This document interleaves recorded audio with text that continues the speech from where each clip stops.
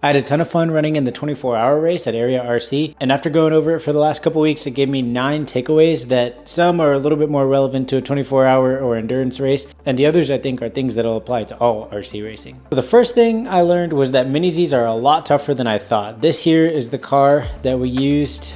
This body doesn't really stay onto it because it doesn't have the side posts, but this car went through so much and it took an absolute beating. I mean, there were plenty of hard crashes. You think about it, you got 10 cars on track, sometimes running really different pace. The fastest couple teams were significantly faster than us, and at certain points we were quite a bit faster than some of the slower teams.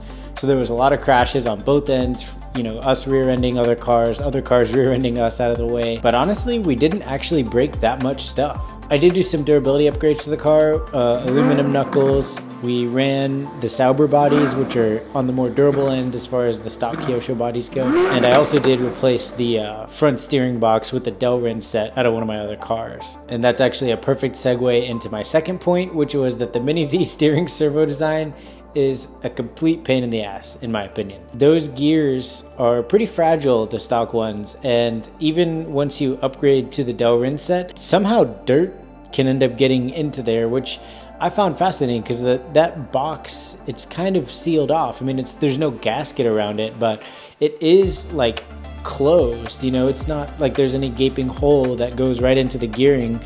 But they always managed to pick up a good amount of dust. But ultimately, even with the upgraded Delrin set, a piece of dirt or track debris, whatever it was, getting stuck in the gears is what ended up causing us to have to replace the servo box. So I had an already assembled box, which was the stock one that came in the 24-hour car. I swapped it out before the race came, and I did keep the original one intact. I kind of knew that having to assemble that would be probably the worst thing you could end up having to do during a 24-hour race where you're losing time anytime the car's not on the track. So all in all, I think it took about 15 minutes to swap that, to just take one assembled box and put it into the car.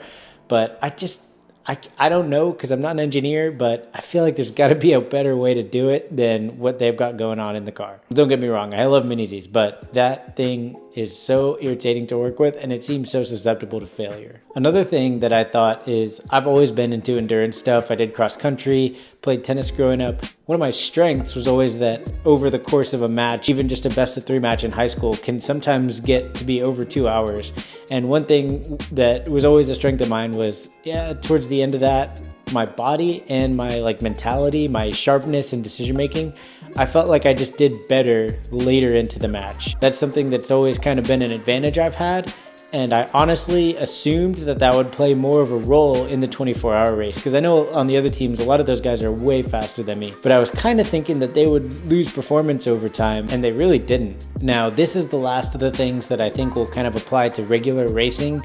The rest of the tips are going to be a little more specific to a 24-hour or endurance style RC race. But the biggest thing that I took away was how to drive at not 100%. I have the habit of, anytime I put my car on track, I would just be going for it, no margin, just full send, trying to get as aggressive as I can with the throttle right off the bat. What really taught me this was when you put on some new tires and you have a few scruffy laps, usually I would just get those out of the way in practice before a race. But obviously in a 24-hour race, unless we had pre-scrubbed all the tires, which I actually did try. I tried to go run on the carpet track.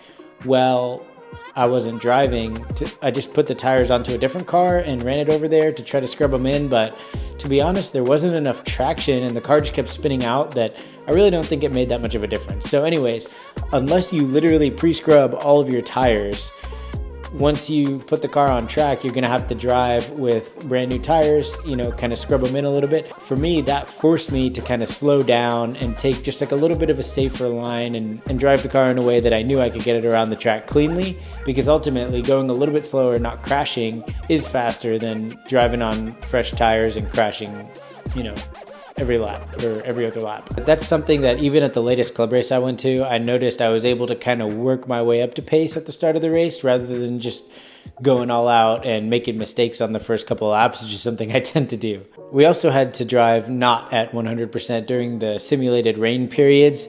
They use these completely slick plastic tires. And honestly, I didn't really enjoy that. I felt like, I've driven go-karts in the rain on wet tires and on slicks, and I feel like in the wet, you literally have more grip on like a rubber slick tire in the water than you do with these plastic drift tires on the RCP track. Even though I normally like low grip conditions and other types of racing, I really didn't enjoy the rain, to be honest.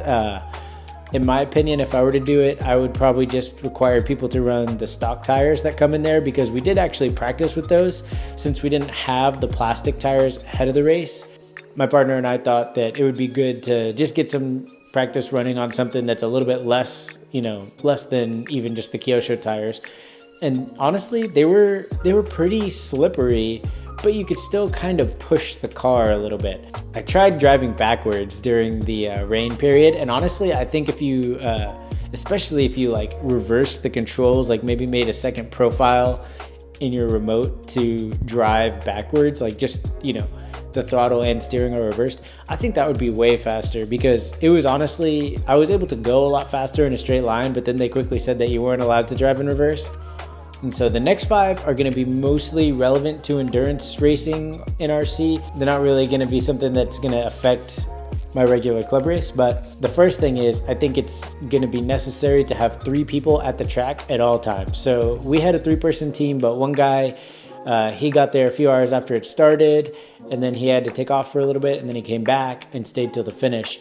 But I think having a 3rd person at the track would have just helped with our pit situation. It got to be quite a mess. And then when we had to marshal without having a 3rd person, that was really rough, because then the driver was just kind of on his own, unsupported. So I think it would be important to have a minimum of 3 people at the track at all times. And for me personally, I enjoyed getting to drive like a ton. And so I would honestly just do 3 people again, but just have the 3 people be there the whole time. The second thing is I would definitely bring a mini fridge. So I messed up. I kind of got myself sick because I bought these meals at HEB, like kind of those microwave meals. I had them in this cooler bag, but I really don't think it kept them cold enough, because when I ate it, I started to get really sick. Like I went outside and threw up, I think twice. Then I started to get a little drowsy. That combined with my stomach, I got into a real rough spot for a couple hours over the night. Bringing our own mini fridge would just give us like a good place where we can have all our food and snacks available, not have to worry about, sharing the venue's fridge if they offer it, or having anybody else storing stuff or maybe stealing your lunch. Hopefully that wouldn't happen. I also saw another team that brought like a portable AC unit, so that was pretty smart as well. So I think just bringing some more items to support ourselves and support, your mind and body during the race would be huge. I'm sure that Mark won't be thanking us with his electrical bill if everybody brings a mini fridge and an AC. But yeah, and then another big thing would be being more organized with the spares, maybe even having a few more spare parts and assemblies ready to roll. So one big thing that lost us a ton of time was I started working on the car. I did the rear gear, obviously, swapped out to the 8-tooth, and then I did the T-plate, and then also like the brass weight / T-plate mount in the bottom of the car. And then as I mentioned, I did the aluminum knuckles as well as the Delrin steering. And I think the big mistake was with the steering. So I left the steering in my normal car that it's in, because my thought process was that if I pull the little assembly out and put it in a Ziploc bag or something, I was worried that it would fall apart, and then I'd be over here fussing with the tiny little gears. It's not impossible, but it's just really tedious. And especially if you're in a rush, I would worry about, dropping it and kind of fat fingering your way through the job. So my thought was to just leave it assembled in my car. And then as soon as we got our car, instead of working on the race car, I was immediately then taking apart my current car. We could have definitely made the start if I didn't have the disassembly to do first, but I also don't know. Maybe I could have taped it together. I'd have to figure something out on how to keep that box together and just have it ready to drop in. It would have been huge because it would have given us a lot more time on track.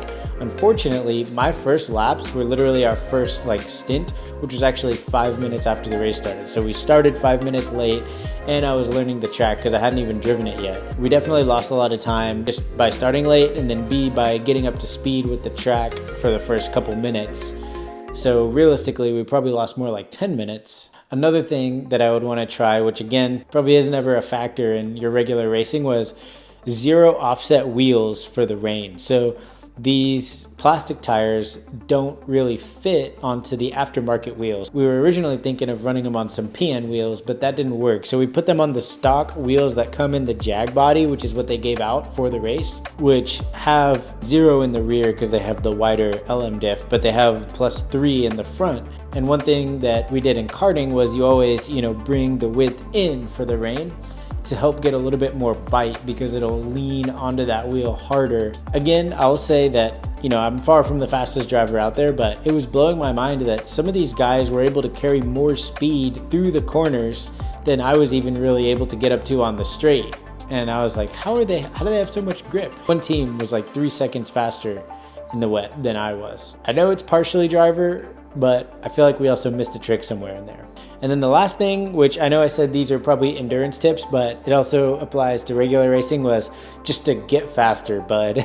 That's what I wrote on my notes. I've come a long way since I started in November, but I want to get up to the front. I want to be fast. So I still got a lot to learn. I think setup wise on the Mini Zs, I feel pretty good with where I'm at. Still working on setup with some of the mod car stuff, but Mini Zs are pretty simple, especially in stock classes where there's not even all that much you can really change. So that is kind of the cool thing of stock racing, is I know like there's not that much time in the setup. Like there might be a little bit more than on the table than what I've got, but it's not like the mod car. I kind of have the feeling that there's like maybe even like a second in setup because I just had it completely wrong, and I've been learning a lot the last few weeks. But in the Mini Zs, it's kind of crazy because all of the performance gap is majority driver. By the time you have your car decently set up, like it's all driver. That is something that I need to work on. I just need to get faster, and I think doing events like this that put you in different conditions, make you drive kind of outside of your comfort zone sometimes,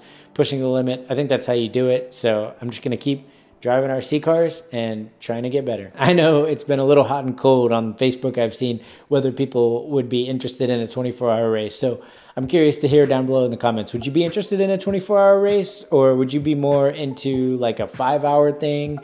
I love it. I love going for a long time. I mean, if I had it my way, if the batteries would work, I bet I could probably drive for like an hour straight. And even I think Ethan, Mark's son, I think he drove probably like at least 65% of the race. And he was literally driving like the whole time. And the team most of the time was just there to support him. But he's got a few years, he's a few years younger than most of us racing Mini Zs, so that could be a factor too. But let me know, would you run a 24-hour race, or would you be more interested in something that was like in the 3 to 5 hour range? But that's been my takeaways from the area 24-hour race. So let me know down in the comments if there's anything you see that you might have done differently had you been in the race. And don't forget to subscribe to the Mini Racers for all things Mini Z racing.